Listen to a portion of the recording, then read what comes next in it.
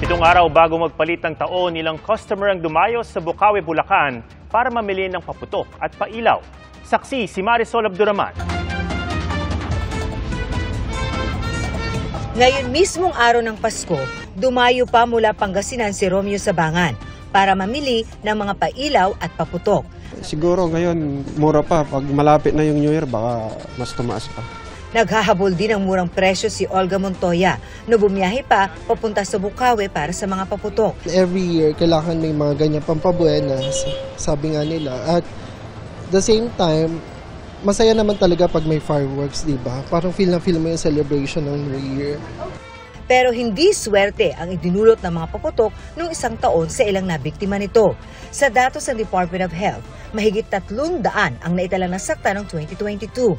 Nito namang Nobyembre lang, isang manggagawa naman ang nasawi matapos sumabog ang isang paggawa ng paputok sa Barangay Bunlo, Bukawi.